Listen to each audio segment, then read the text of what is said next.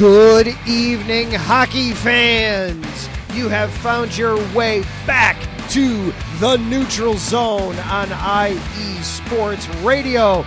Tonight, we're going to be breaking down the NHL All-Star rosters. We've got our four captains. The fans have filled out the bottom of the roster. Zach and I will go through the teams, let you know what we think.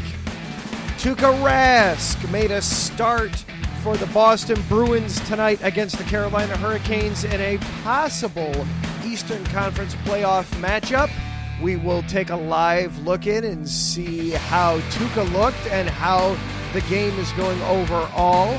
Zach has also got a hockey history lesson for us tonight involving the Boston Bruins. And then finally, a check-in on the Seattle Kraken. The expansion team just keeps setting milestones for itself. The first ever overtime victory for the Seattle Kraken. Here recently, we will look in and check in on how hockey is doing in the great Northwest and have our usual brand of fun and silliness all along the way. We are so glad that you have found your way into the Neutral Zone.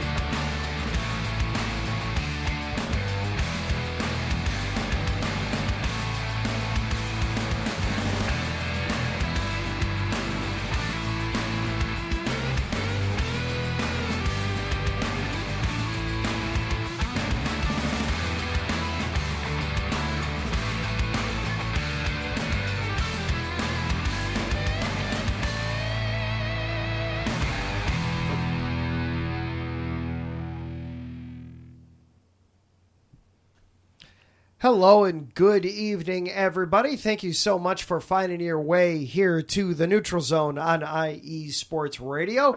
I am Adam Karnick. Zach Puplis is here as well.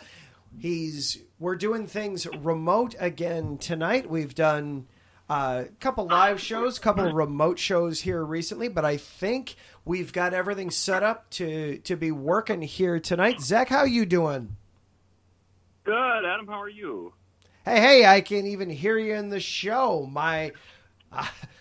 My studio powers are working. You waved that magic wand pretty well over there. Good job. Yeah, well, it took me 3 tries to figure it out. Third time's the charm, right? Woo!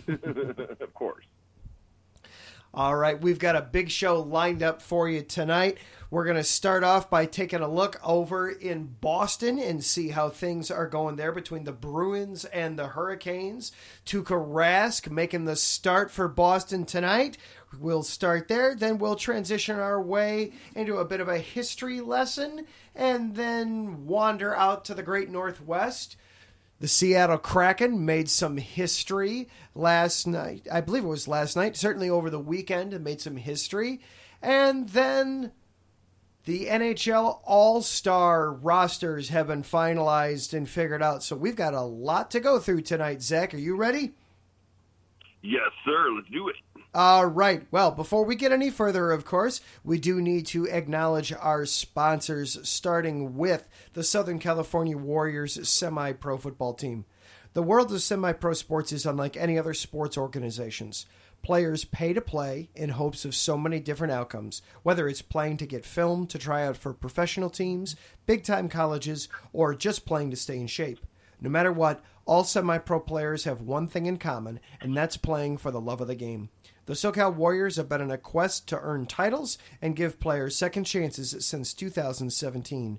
Whether you're in Southern California or anywhere in the world, give semi-pro sports a chance if you love your sport. You may get that second chance you've been waiting for as an athlete. Find them on Twitter at SoCal Warriors, Instagram at Southern California_Warriors, or Facebook Southern California Warriors. And Background Check International. Businesses, are you looking to background check a new hire on? Let Kit Freeman take care of that for you. Kit founded and has managed Background Check International since 1994, and he's here to help you with the screening process. Contact Kit and let him help make the hiring process that much easier. This business is used for professional background checks and not for the use of any crimes, such as identity theft or any other illegal activity. Go to their website, bcint.com, or find them on Facebook. Search Background Check International -BCI. IE Sports Radio is available on all the social platforms at IE Sports Radio. That works for Twitter and Instagram and Facebook. And also head over to our website, iesportsradio.com. And while you're there, you've got things to check out, such as our December Fan of the Month, Chris from Massachusetts. He's a Bills fan. He's got to be thrilled with the whooping they put on the Patriots over the weekend. You can also check out... Whooping, yeah. Oh, that was the closest you can get to it, a perfect game in the NFL over the weekend. That was impressive. You can also check out the most recent blog post from Mike Pat. He had a breakdown of the NFL playoffs on there. And while you're there, you can also check out our Patreon link. And please, if you are able, please consider becoming a Patreon supporter of IE Sports Radio. You would greatly appreciate your support. Just like at MLOS Great and at Bay Area Raised, we are really grateful and appreciative for the support on Patreon. While you're on Twitter, you can also find this show. We are there at IESR Neutral Zone. I am at Adam_Karnick. Zach is at The Pupless. Please follow us along there. And if you're listening live tonight on Spreaker, feel free to hop on into the chat, just like Gina. Hello, Gina. She says, go Sharks. Teemo! Hi, Gina. All right. And without any further ado then, let's get right on in. So, Zach, Tuukka Rask got the start tonight in net for the Bruins. Suffice to say, it was not the start he or the Bruins were looking for.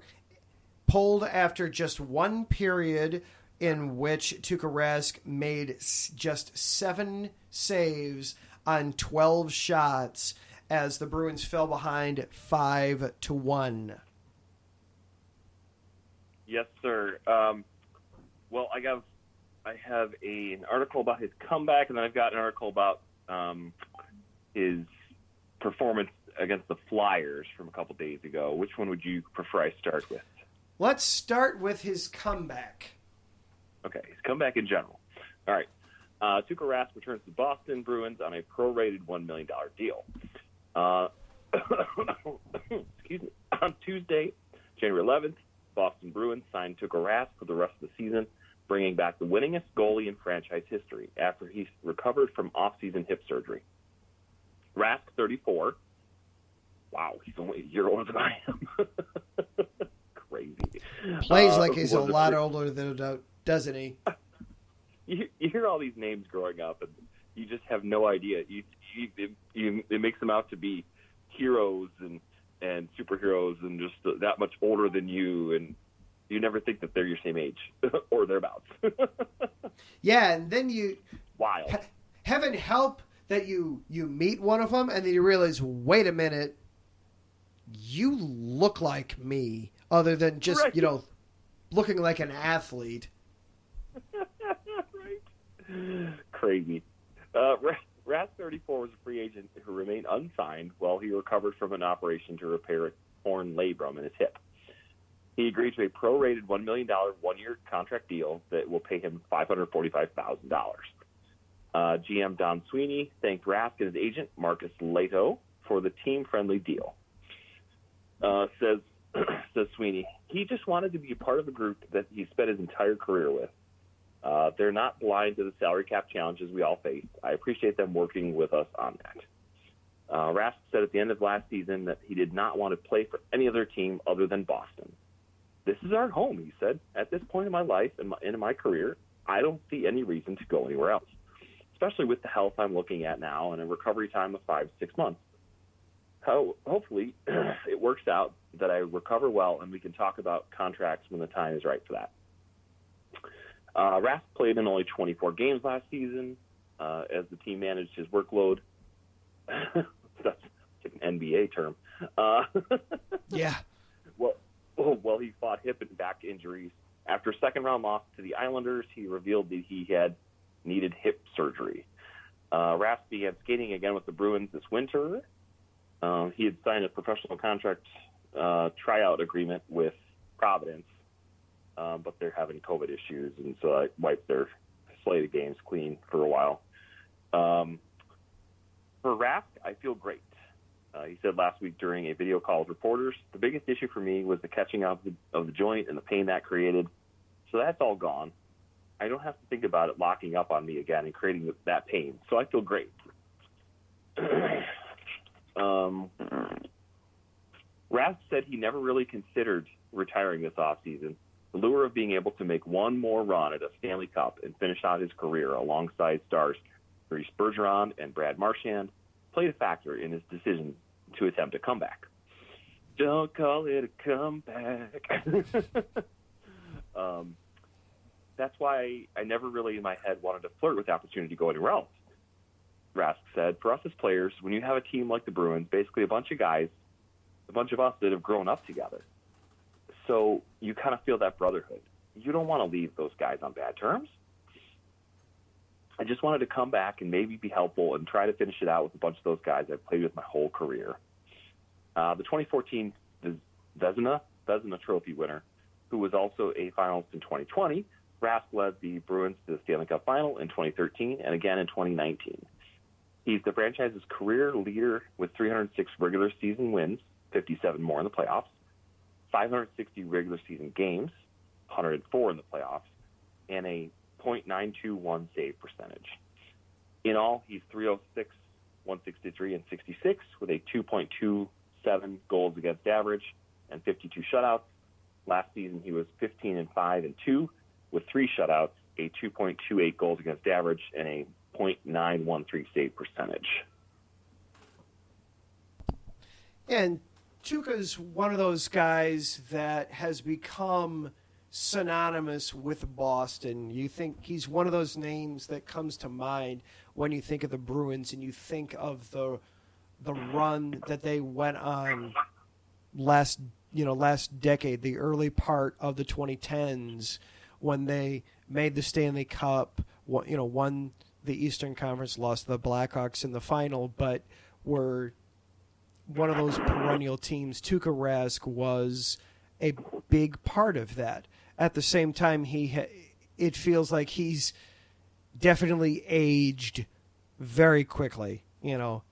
When you're a goalie, it's kind of like being a catcher in baseball, that your body ages very quickly. Your knees go out, your hips go out. You just can't move like you used to. And that seems, to me anyway, looking at it, that's kind of happening a little bit with Tuukka Rask. Yeah, it'd be fascinating to see, to be a fly on the wall of those doctor's visits. Like, sir, you're only 34, but the way you've been playing hockey, your knees are those of a 74-year-old, and your hips are those of a 60-year-old. And yeah, I'm getting flashbacks to the Dark Knight Rises when Bruce Wayne goes into the doctor's office to protest to see about skydiving or spelunking or whatever it is, and his doctor just tells him, basically, your body is broken. Right. It's no, you can't go do this. Nothing on your body works. No, I can't let you do this. Now is not the time for fear, doctor. That comes later. That's a different movie, but yeah, different altogether there. Batman and doctors. That's what I had. Oh, all right. Well, I guess that's all the further I needed to go with that to set that up for you, I guess. Yeah, totally. Uh-huh. Yeah. So since Rask's return, Boston is 3-0 with wins against Montreal 5-1. That was Allmark in goal. With a win against Philly 3-2 with Rask in goal, and an overtime win 4-3 versus Nashville with Allmark in goal. And of course, tonight's sad performance that we've already referenced. So that's 4 games. So overall, Boston is 22-11-2. They're 4th in the Atlantic. And in those 2 games, in the win against Philly, Rask had a saves against. He had 27. Goals against was 2. Save percentage was .926. In the most current game, the one tonight, his saves against was 12. Goals against was 5, and save percentage was .583. Ouch. Yeah. I mean, now Carolina's good for that. Carolina will make anybody look bad, but you look at not only the goals that they scored, I mean, you look at how quickly they came. Teravainen opened the scoring less than 4 minutes into the game. You then had Kotkaniemi scored just a couple minutes after that. He scored again, then a little past the halfway mark, and then you had 2 goals in less than a minute, one by Jarvis and one by Stepan, to give up those 5 goals and just 12 shots. And I'm looking at the stats here, too. I want to see. It doesn't look like any of them were power play or shorthand. So these are all 5-on-5 goals, and it's just,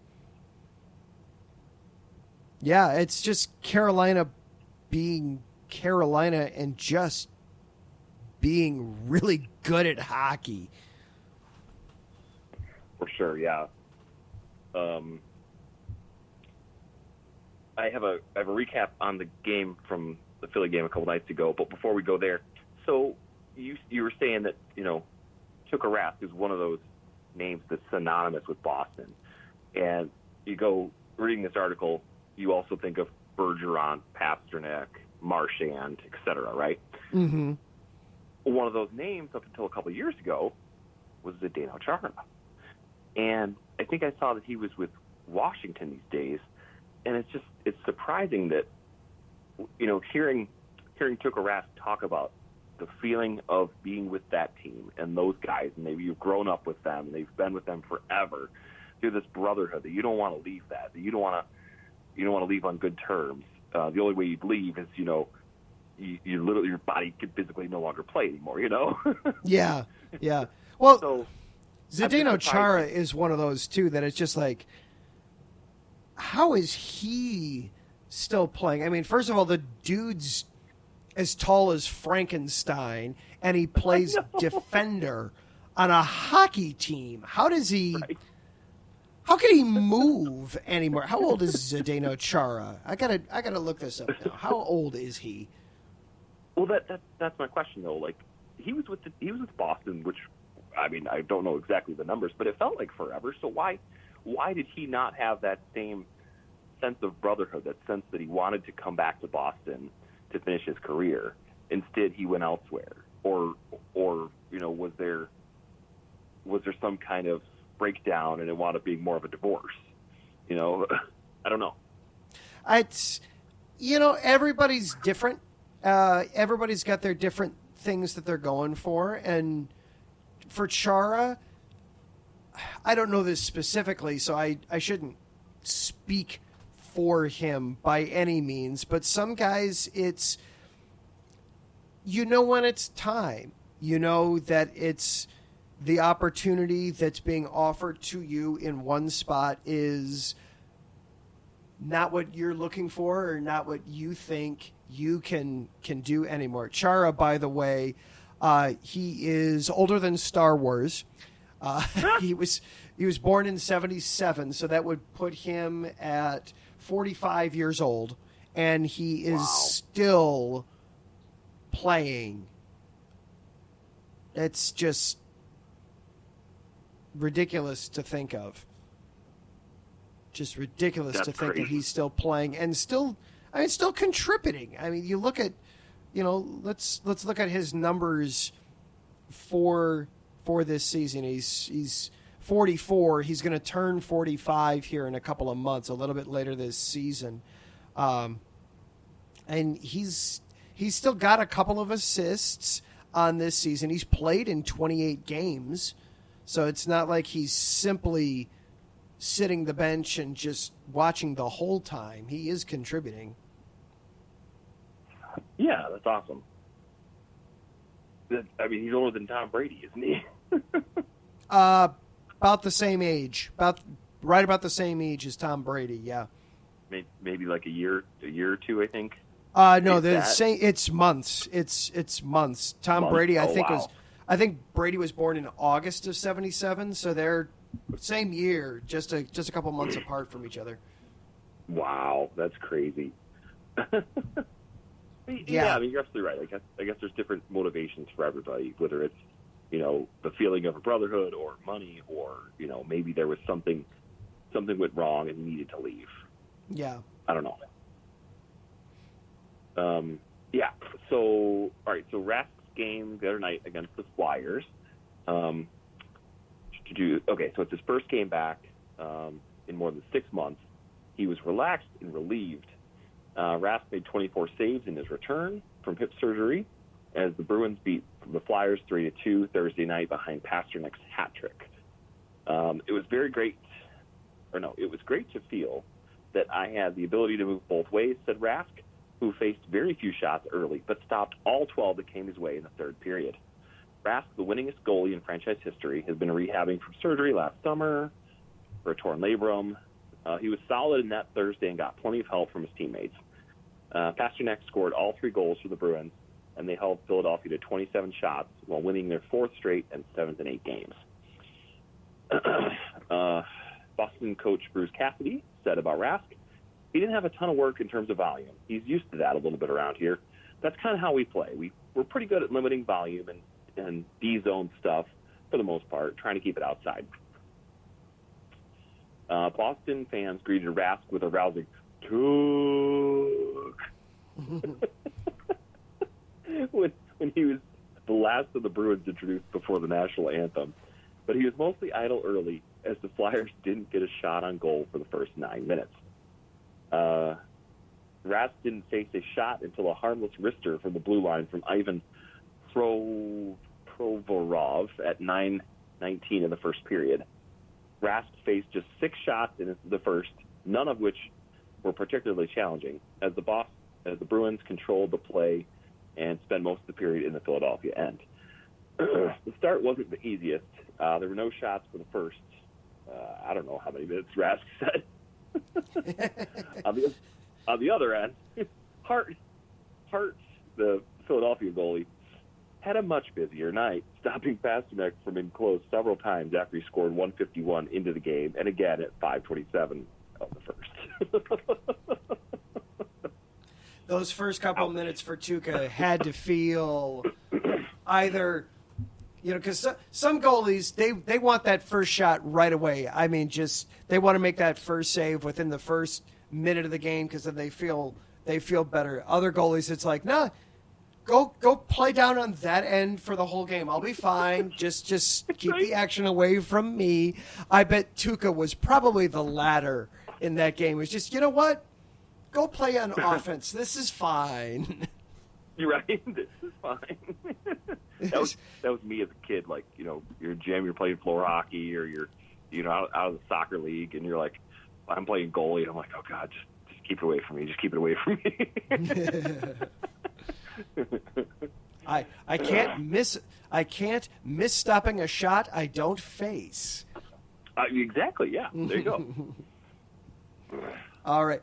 Well, the game in Boston tonight, while obviously it's not going the Bruins' way, it was important because there was some history recognized. Zach, do you want to talk about this now, or do you want to take a break and we come back and talk about the Boston Bruins history that was acknowledged and respected tonight? I got something to clean up from what's been, I don't know, hanging over my head the last couple weeks, but then we can take a break and then cover Boston. Perfect. Okay. We had an offensive output episode a couple weeks back, and I had one left over from that. It was too good to not talk about. Fire away. Panthers Lightning December 30th, Panthers beat the Lightning 9-3. At that time, Panthers were 20-7-4. Lightning were 21-7-4. About evenly matched. It was a whole team effort for Florida.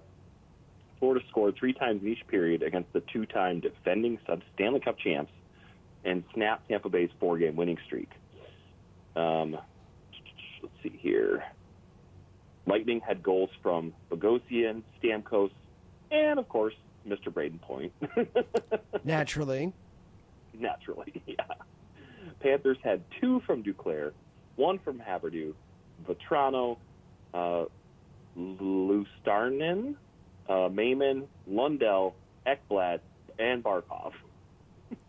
And Haberdeau had 4 assists on the night, too. A 5-point night.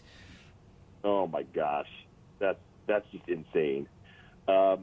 We gave up too many chances. We gave up too many chances to a really good team that wanted to beat us, Tampa Bay coach John Cooper said, and a team that we've handled and beaten in the playoffs even, and they haven't forgotten. After tonight, I won't forget this. Yeah. An elephant never forgives, and it never forgets. Florida's team record for goals in a game is 10. And it was at Boston Bruins on November 26th, 1997. Huberdeau was quoted as saying, "We have a lot of depth in our lineup when we're all healthy," and tonight it showed. Yes. I was listening to Cash and Chris do the Philly show right before we came on tonight, and they mentioned that the Florida Panthers were their pick to win the Stanley Cup this year. That's a safe pick. That's a smart pick to go with Florida. Yeah, well, we were just talking last week, like, since when is the epicenter of hockey in Florida? Yes, we went off on a little bit of a rant about that, too, if I remember correctly. Yeah, exactly. It's crazy. Like, I have a good friend that says, teams in warm weather locations don't deserve hockey teams because there's not even ice there. There's no ice. There's no snow. Come on. It's like Cool Runnings. You put the sled in the snow and ice. Jamaican bobsled team. Yeah, well, this is the Florida hockey team. What in the world? Yeah. With them in Tampa Bay, yeah. Yes. Good evening, by the way, to the rest of the chat room. I saw a few people jump in there. Larry and Andrew and Taryn are all in there. Good evening, everybody. We're having some fun. We've been talking mostly about Boston here at the start of the show. And we're going to take a quick break, but then when we come back, we're going to stick around in Boston because there was a legend of the game that got acknowledged tonight. Willie O'Ree got his number retired in the Boston Rafters tonight. Zach is going to tell us why that is significant and important next. This is the Neutral Zone on IE Sports Radio, your direct feed for all that is sports. I am Adam. He is Zach. We will be back right after this.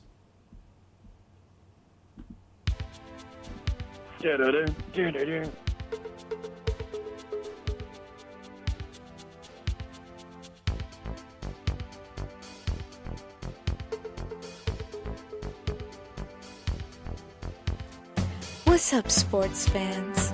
Are you looking for the latest on Northern California sports? Then take a trip out west with me, your host, Gina G, on Reppin' the NorCal Sports, right here on IE Sports Radio, your direct feed for all that is sports. I'll be bringing it to you all the way live every Monday at 3 p.m. Pacific, 6 p.m. Eastern. And it's always a packed show. I'll bring you everything Dynastic 49ers, the bite of the San Jose Sharks, torture of the San Francisco Giants, the Golden State Warriors that we still believe. Then take you across the bay to the rise and grind of the Oakland A's. I've got you covered on college ball from the Cal Bears to the Stanford Cardinal, so that no matter what, reppin' in NorCal sports is always reppin' the Bay.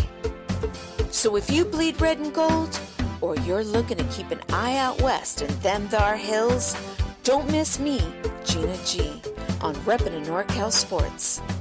Catch me every Monday at 3 p.m. Pacific, 6 p.m. Eastern, and I'll have your fandom repped harder than a trio of defenders guarding Stephen Curry before his buzzer beater is Gucci.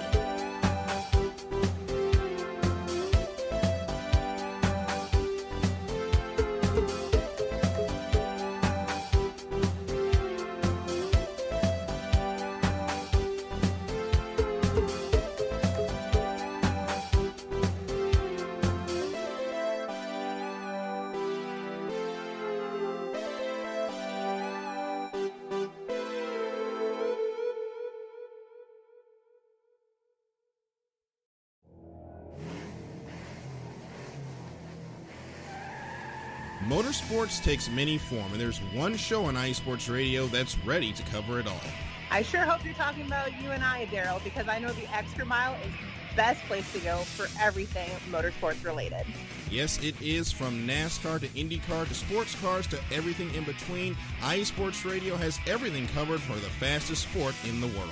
Plus, don't forget all of our random shenanigans along the way. That's right, Caitlin. So for plenty of motorsports coverage and plenty of Caitlinisms, check out the Extra Mile on IE Sports Radio with Daryl Kinsey Jr. and Caitlin Seen, Thursdays at 8 p.m.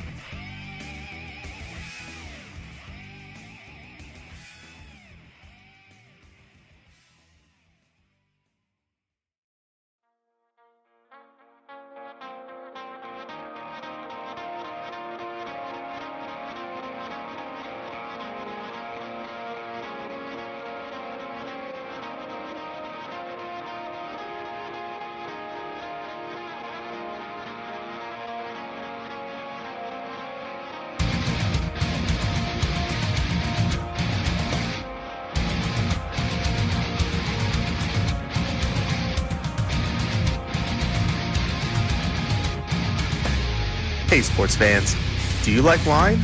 Well, we've got the show for you.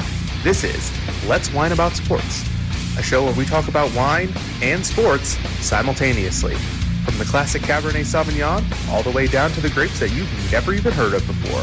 Oh yeah, we cover it all. And we'll talk about a little bit of sports as well. Football, hockey, collegiate, women's sports, it doesn't matter. We're going to talk about it all, and we're going to whine about it all. So join me Monday at 8 p.m. on IE Sports Radio, your direct feed for all that is sports.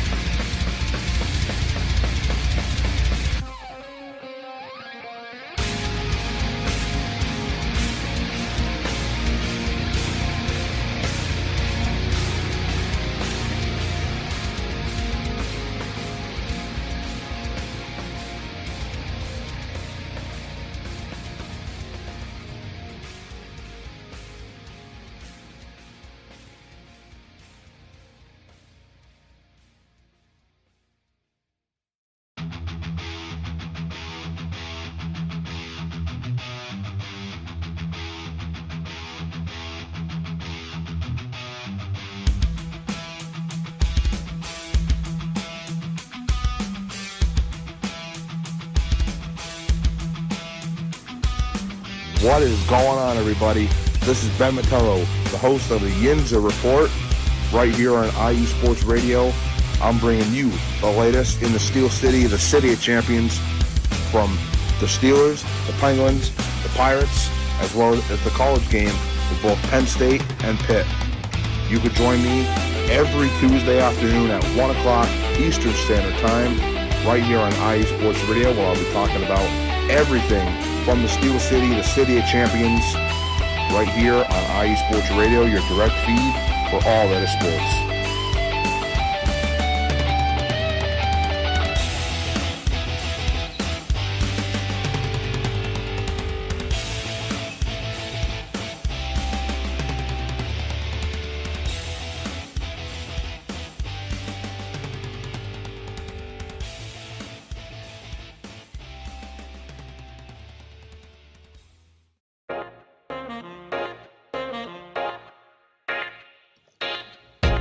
What is going on, everybody?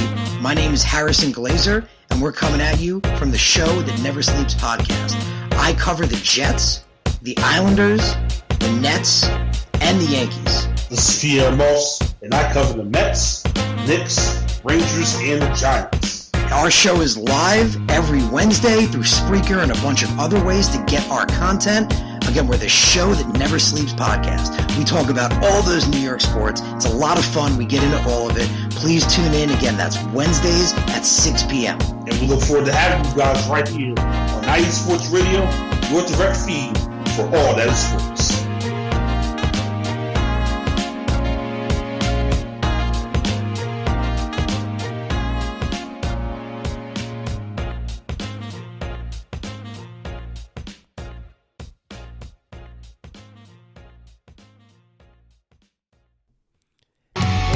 Welcome back into the Neutral Zone here on IE Sports Radio, your direct feed for all that is sports. So we're coming back here. I am Adam. Zach is along with us as well. Teased at the end of that last break that there was history that was honored tonight in Boston. We're all familiar with Jackie Robinson in baseball. Well, tonight, hockey's version of Jackie Robinson got honored tonight. Willie O'Ree of the Boston Bruins broke the NHL's color barrier, and he was honored tonight by Boston. Zach, take it away. We will never let his name die. How NHL players have been inspired by Willie O'Ree. This is on ESPN by Christian Schulten. Wayne Simmons was drawn to hockey at a young age. He just wasn't allowed to participate until one specific homework assignment was complete on one specific figure. I remember being 6 or 7 years old, and I told my parents, I want to play hockey. And they said before I could, I had to look up Willie O'Ree. Simmons, a Toronto Maple Leafs winger, told ESPN recently, they wanted me to know why I was getting this opportunity to even be able to play the game. I did a lot of studying about Willie growing up, and ever since that, Willie has been my idol. Without him, not only black children, but other BIPOC, not sure that is, but other kids as well, probably wouldn't have had these opportunities. Every ethnicity has had its trailblazer. It's first. Willie was the first. It was January 18th, 1958, when Willie O'Ree donned a Boston Bruins sweater and made history as the NHL's first black player. Because of a lifetime devoted to improving the sport he loves, O'Ree ensured he would not be the last. On January 18th, 2022, tonight, the Bostons will honor that legacy and their legendary alum by raising O'Ree's number 22 to the rafters in a long-awaited jersey retirement ceremony. Due to COVID, he's going to have to attend virtually. His presence, though, could never be diminished. In speaking to those in and out of the hockey world whom he has inspired, his legacy will live on forever. O'Ree's story. O'Ree is a part of hockey lore, his story riddled with hardships overcome in the pursuit of one groundbreaking dream. Even before the Bruins initially recalled O'Ree to their ranks, he was harboring a painful secret. Just 2 years prior, the winger had been hit by an errant puck that left him blind in one eye. Wow. Had Boston known, O'Ree wouldn't have been eligible for his NHL debut. The entire course of pro hockey might have changed forever. As it was, O'Ree suited up for 45 games for Boston from 58 to 61, recording 4 goals in 14 points. His entire tenure there was marred by violence. Being the only black player in the NHL made O'Ree a focus of vicious, racially charged attacks, from horrific slurs spewed by fellow players and fans to targeted altercations on the ice, one of which knocked out O'Ree's front teeth and broke his nose. But O'Ree would not be deterred even after he was traded to Montreal following the 1960-61 season. The Canadiens already had a stacked forward group at the time, and O'Ree had to try drawing the club's attention during their Eastern Professional Hockey League's team camp. His performance there was strong, but O'Ree still failed to receive an invitation to the Canadiens' next training camp. He would never play in the NHL again. O'Ree pivoted instead to a successful 17-year career in the minor leagues, appearing in 785 Western Hockey League games and scoring 639 points before he retired at age 43. The time O'Ree spent in the NHL was too brief, but the experience fueled his incomparable second act, leading the charge for a more inclusive hockey space. Since '98, the Fredericton, New Brunswick native has been the NHL's Director of Youth Development and an ambassador for NHL diversity, roles that put O'Ree face-to-face with the generations of players his work is impacting. That vision O'Ree holds for the better hockey community has resulted in numerous awards and honors over the years. Excuse me. One of the largest being his enshrinement by the Hockey Hall of Fame's Builder category in 2018. It's also what earned O'Ree the Order of Canada, the country's highest civilian honor, in 2008. And it's why the 116th U.S. Congress is bestowing the United States Congressional Gold Medal to O'Ree this year. At 86 years old, O'Ree's passion for his cause remains unchanged. That's all the more impressive considering O'Ree never chose to be a pioneer. He didn't ask to bear that burden, to have been one of one. But O'Ree met the challenge while creating space for more minority players in the hockey world. For those like NHL Players Association agent Eustace King, O'Ree's own longtime representative, who has traveled the road O'Ree paved to write their own stories. If it wasn't for Willie O'Ree, there would be no black executives in the NHL, like myself. There wouldn't be any black players, King said. And if there were, it would have been much later on. But what he went through really opened up everyone's eyes, and I think that's because of his personality and character, how he was able to handle it. Let's see here. I'm going to skip forward here a little bit. Jackie Robinson of hockey. For me, Willie was just as big a name as Jackie Robinson.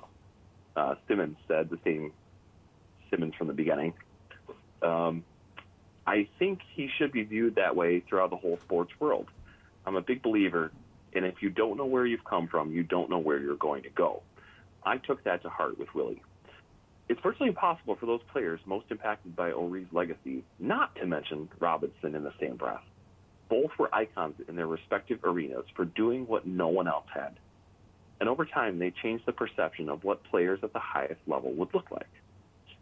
Willie's the Jackie Robinson of hockey, said Minnesota Wild defenseman Matt Dumba. Breaking down the barriers that he did, being that name, that player of color, to look to him as the first person that ever did it, he made it possible for minorities to play in the league. It just is really special because that representation definitely matters. And to know that he did it in a different era and knowing that what he went through during those times, it's just incredible. It's a whole different time in our world. Let's see. Another player says, just imagine how bad Willie had it at that time, being the first and only black hockey player. That puts things into perspective when you have guys that trailblazed and paved the way to make it easier for players. He should be in the same conversation as Jackie Robinson. You see how beloved Jackie is. And that may be, and that should be the equivalent of Willie in hockey. 2,000 years from now, when they dig up the archives of what hockey was or what hockey is, Willie's story and play should be there with all the other stories as well. In the 5 decades since O'Ree's debut, more than 100 non-white players have appeared in NHL games, but the league remains approximately 97% white. That imbalance has led to initiatives like the NHL's Hockey is for Everyone, which strives to spread a message of inclusion. The Hockey Diversity Alliance has taken it a step further, launching its own messaging to not only highlight racism that is still prevalent in the league, but calling out white allies to amplify their voices. We talk about a sense of loneliness being a player of color among your own teams now, Matt Dumba said. But Willie was the only one in the entire league. So I think that's just an incredible feat, and we're all very proud of him. He's a legend. He will always be a legend in every way, just being able to break down that color barrier. He's been a beacon of hope. That's what O'Ree was, in part to a young Mark Frazier, Years before Frazier was drafted by the Devils in 2005, he was absorbing the stories of great black athletes who would eventually inspire his own 200-plus game NHL career. My first book report at a very young age was Jackie Robinson. Being a Canadian kid and a hockey lover and hockey player, I had a similar interest in learning the story of Willie O'Ree, Frazier said. Just celebrating black excellence and the overcoming of adversities and doing it with such elegance and grace is something that I've always really admired with Willie. Frazier hadn't met O'Ree in person, but his journey has been indelibly marked by O'Ree's contributions to the sport. Like Dumba, Frazier can recall a sense of isolation in the NHL dressing rooms, of not feeling empowered to speak up against daily microaggressions that still exist. At that time, Frazier knew he wasn't truly alone in that battle. O'Ree had tackled it first to make the road ahead easier on others. His legacy is so much bigger than what he did on the ice, Frazier says, and that stuck with me. If Willie was able to get through these challenges in a time I can only believe was tougher to be resilient and to overcome than the generation that I grew up in, then that 100% empowered me and encouraged me to not let a racial epithet or whatever you're potentially dealing with to win and not let it overcome you and to not succumb to it. One last little section here. We will never let his name die. Brian McBride knows about conquering a challenge. He's a successful film producer and businessman and was the first black class president at West Point. But nothing could prepare McBride for just taking a walk with O'Ree. One of the hardest things I've ever had to do is go through an NHL arena with Willie O'Ree, Brian said, because there's 10,000 people coming up to him. I can't even begin to tell you how many people he's met that love him, that just will do anything for him, because he would do anything for so many people.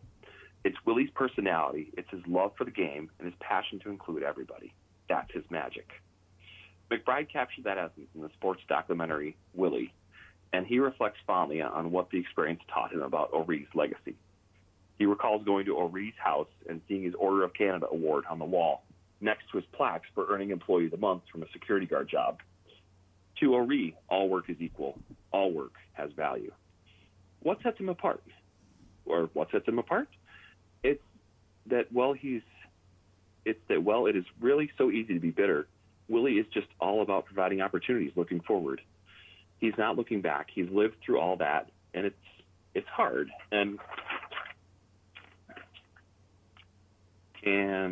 it was still fun, and he's talked about it at length with real candor. But he's looking forward and asking, how do we still make it better? That's his mantra, and it has served him well. It's a journey O'Ree seems destined to travel until, well, he can't anymore. Even at the pinnacle of a career for most people, being inducted into the Hall of Fame, O'Ree was wondering what's next. One of the last things that he said at the Hall of Fame was, "My job is not finished. I still have plenty of things to do and accomplish." And he was talking about things that he was doing with the NHL programs.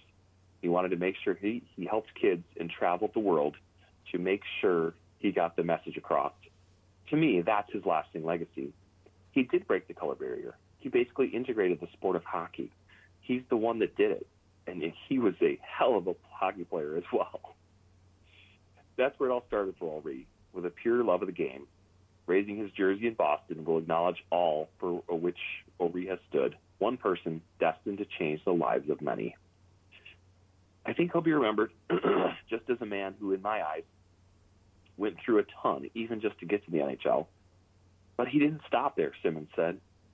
He continued on, and he continues to push for more equality and for other people who look like him to be able to play this game and enjoy this game that he loves so much. We will never let his name die. It will never die. I can tell you that. And O'Ree had his jersey retired earlier tonight. The reason they chose tonight, 64 years ago tonight, was when O'Ree made his NHL debut with the Boston Bruins. Didn't have that many games that he played, 45 games in his NHL career, but certainly 45 significant games. He was named to the Hockey Hall of Fame in 2018. He wasn't able to attend tonight in person, but he did deliver a message to the fans in Boston. Quote, "I am honored to have had the pleasure of playing before you. Thank you for your tremendous love and support. This is an unforgettable day. I am overwhelmed and thrilled to be a part of the Bruins forever." He was able to deliver that from his home in San Diego. So Willie Ree will have his number retired tonight. There will never be another Boston Bruin to wear a 22. Obviously, when you think about Jackie Robinson, he was somebody that the numbers came to and kind of took the game by storm a bit. That's a little different from Willie O'Ree, but still a significant player nonetheless for Boston. For sure. So a very cool moment overall. Unfortunately, the Bruins couldn't honor him by winning. They're now down 7-1 to Carolina with just under 3 minutes to go in the game. So Carolina being very rude tonight. Being very how dare they? Yeah, indeed. Didn't they know what's going on? But yeah, it's 7-1 in that game, Carolina. How rude. How rude, exactly. All right, so all that, we go from talking about a Hall of Famer getting his jersey retired. Let's talk about some other players that might someday wind up in the Hockey Hall of Fame. Let's talk about the All-Stars for a moment, shall we? Sure. So, we've got the full rosters, and the NHL is different from pretty much all the other sports in North America when it comes to its All-Star event. Rather than divide up into conference like in the NFL or the NBA, or into the leagues like in MLB, NHL divides up into divisions. The 4 divisions that are already set up in the Atlantic, the Metropolitan, the Central, and the Pacific. Each team has its own captain for the Atlantic division. That was, and I had the list right in front of me. Austin Matthews. Thank you. Austin Matthews. There we go. There's my list. The Atlantic division, Austin Matthews, Alex Ovechkin for the Metropolitan, Nathan McKinnon for the Central, and Connor McDavid for the Pacific.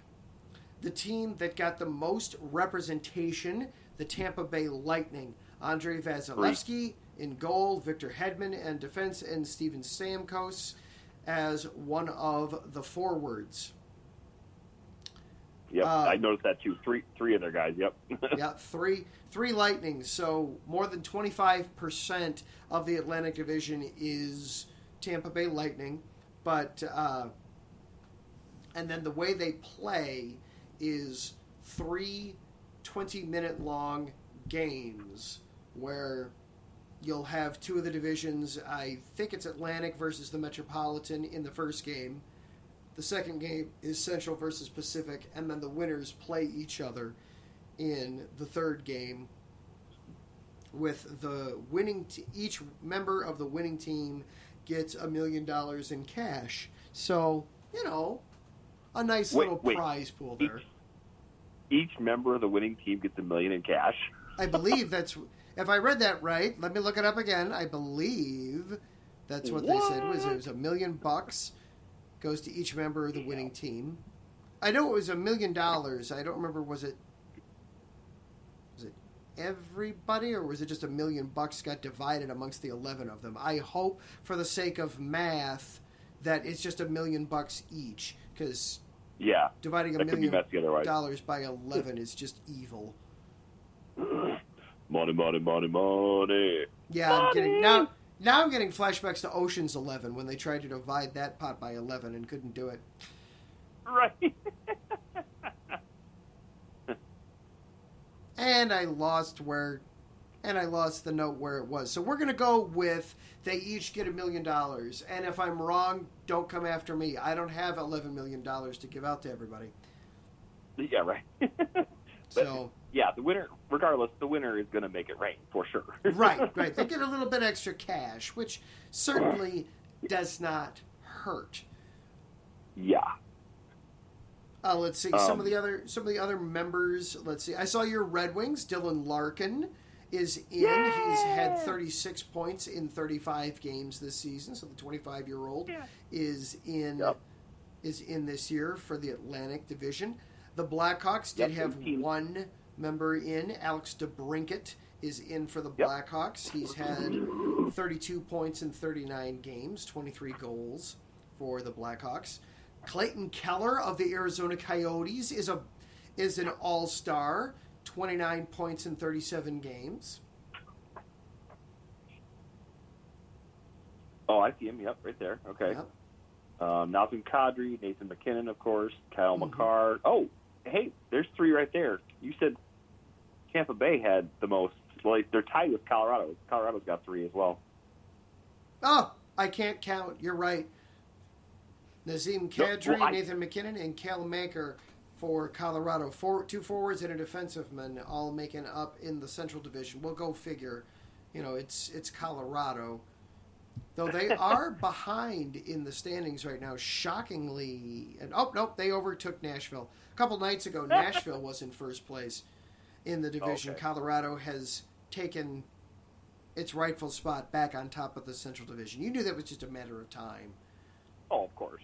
Well, my bad too, because I missed it as well. They're like literally right next to each other in my print off here. What can I say? What can I say? My eyes just skipped them. One of them. I'm not sure which one. Yeah. I shouldn't have missed all of them, but, it happens. You also got Johnny Gaudreau for the... Oh, have we started on Pacific yet? Or can I just... Yeah, go for it. Go through it. Absolutely. Pacific, head coach Peter DeBoer from the Golden Knights.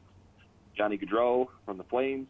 Of course, Connor McDavid, Edmonton, as well as Leon Draisaitl from Edmonton. It would have been, if those two guys didn't make it, why in the hell do we even have an all-star game if those two don't make it?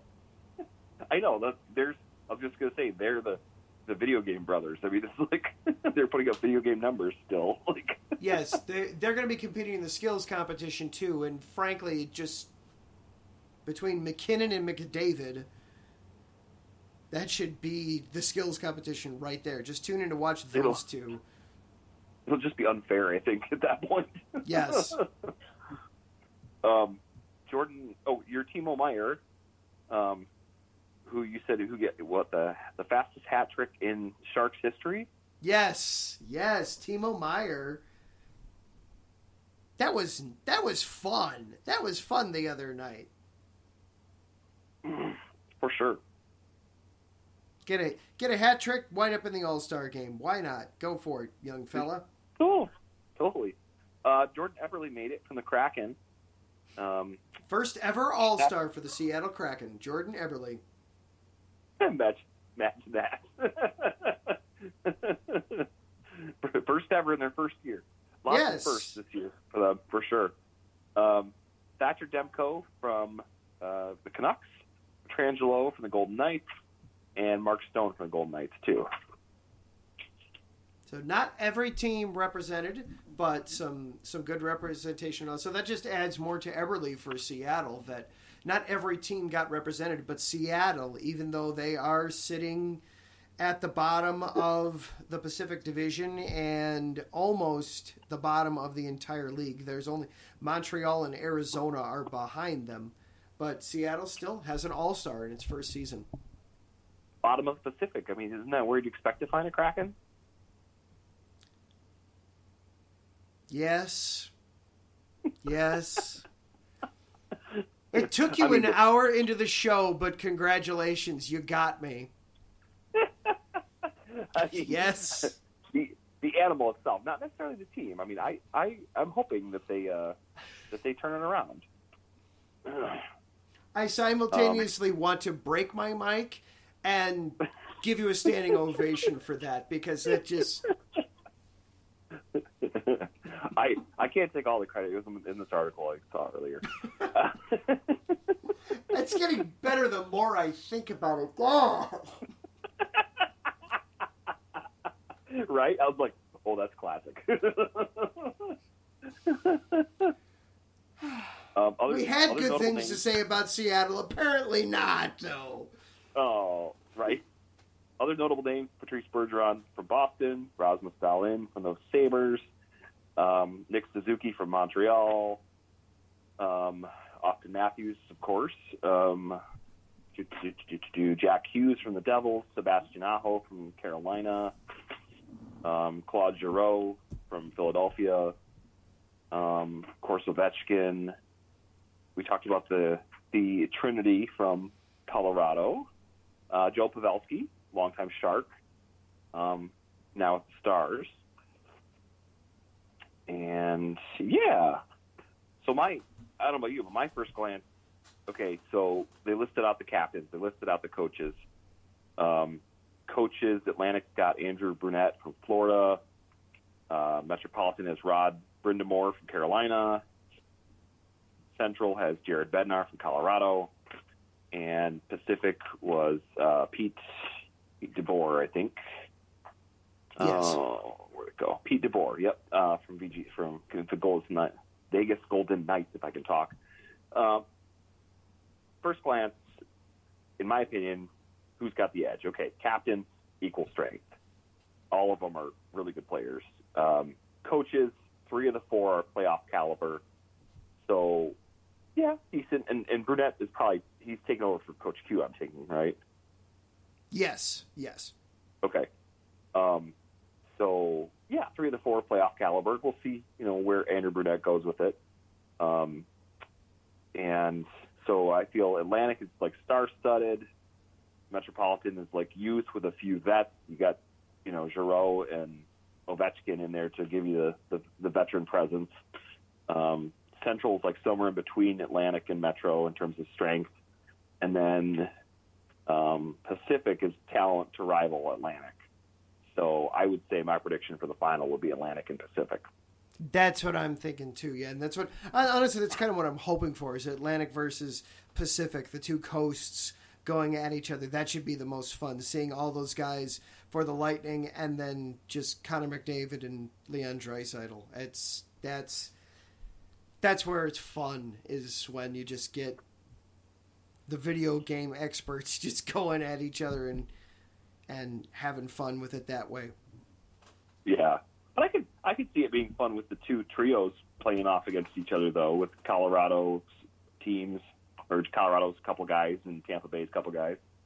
Yeah, there should be some good matchups all around for the All-Star Game. The All-Star Game is All-Star festivities start February 4th with the skills contest, and then the All-Star Game itself is the next day, Saturday, February 5th. All right, that will do it for our show tonight. Hope we kept you entertained. We managed to stay on the rails all the way until that Kraken joke. You're welcome. Yeah, thank you for that. It really, the more I thought about it, the funnier it got the whole time. I actually had to stop for a couple minutes there, so. Right.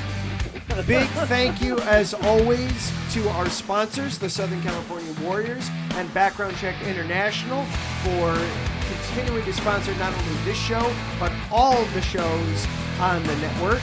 Thank you to Larry B. He was in the chat tonight for a little bit.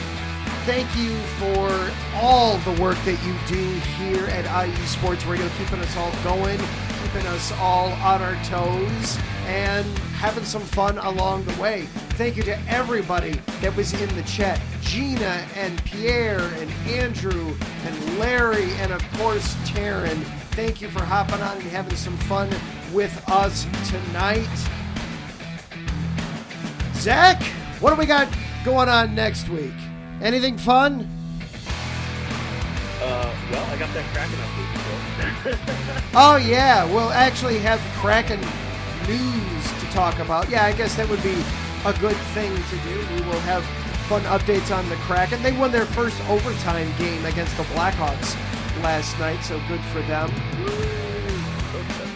Well, it makes sense. We can push that one because the season's not over yet, and they can still turn it around. Exactly. More important to talk about Willie O'Reilly with MLK Day yesterday. And of course, we'll have more Olympic updates as we get closer and closer and closer. And I saw a story come across today about the professional women's hockey. We'll have some updates from that and all kinds of other fun along the way. For Zach, I am Adam. We are the Neutral Zone here on IE Sports Radio, your direct feed for all that is sports. Until next week, everybody stay out of the penalty box. Don't get checked into the boards. We'll see you then.